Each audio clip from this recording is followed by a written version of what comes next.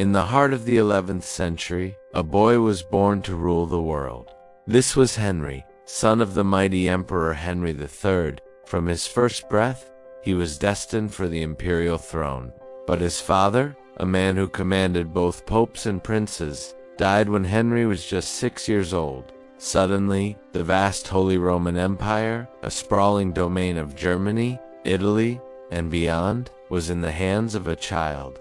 The crown sat on young Henry's head, but power slipped through his fingers like sand. His mother, Empress Agnes, took control as regent. She was pious and kind, but completely unprepared for the brutal politics of the German nobility. The wolves began to circle. Princes, dukes, and bishops saw their chance. They seized lands, declared their independence, and chipped away at the empire's authority. Young Henry grew up in a court of shadows, surrounded by ambitious men who saw him not as a king, but as a pawn. The world was teaching him a hard lesson: trust no one. When Henry was 12, the unthinkable happened. Archbishop Anno of Cologne, along with a group of nobles, decided to take the king for themselves. They invited him onto a magnificent boat sailing the Rhine River. It was a trap. Realizing too late what was happening, Henry leaped into the cold, swirling water. He almost drowned before his kidnappers dragged him back aboard. They claimed they did it for the good of the realm. In reality, they wanted power. Henry spent the rest of his childhood as a prisoner, his every move watched, his mind shaped by betrayal and fear.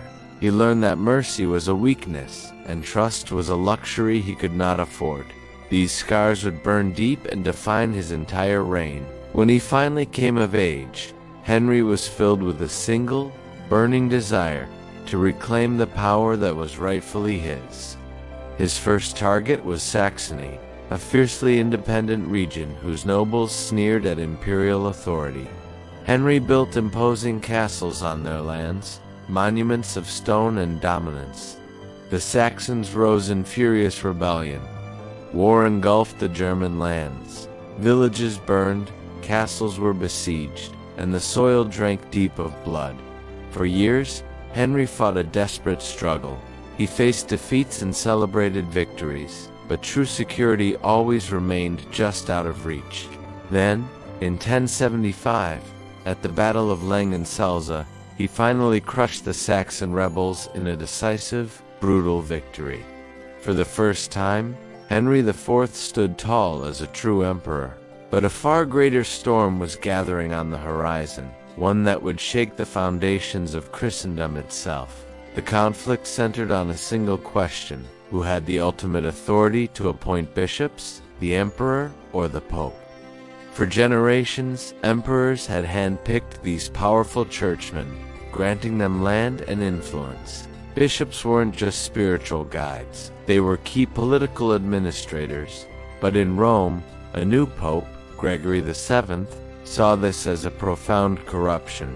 He declared that only the church could choose its own officials. This was a revolution. If the pope's decree stood, it would strip the emperor of immense power. Henry refused to yield. In 1076, he gathered his loyal bishops and made a stunning declaration: Gregory is no pope. He demanded his removal. Gregory's response was a weapon more devastating than any army. He excommunicated Henry IV. With a single pronouncement, the emperor was cast out from the church. No sacraments, no path to salvation, and most importantly, no legitimacy. To make matters worse, the Pope freed all of Henry's subjects from their oaths of loyalty. The German princes, who had always resented Henry's power, rejoiced. Rebellion exploded across the empire. Henry saw his world collapsing. He had to act. What followed was one of the most dramatic journeys in history. In the dead of winter, with his wife and young child, Henry crossed the treacherous Alps. He traveled not as an emperor with an army, but as a desperate man. He found Pope Gregory at a castle in Canossa. For 3 long days, Henry stood barefoot in the snow, wearing the simple clothes of a penitent sinner, fasting and begging for forgiveness. It was a spectacle of ultimate humiliation. Finally, The Pope relented. The excommunication was lifted, but the image of an emperor kneeling before a pope was burned into the memory of Europe. Henry returned to Germany to find not peace, but chaos.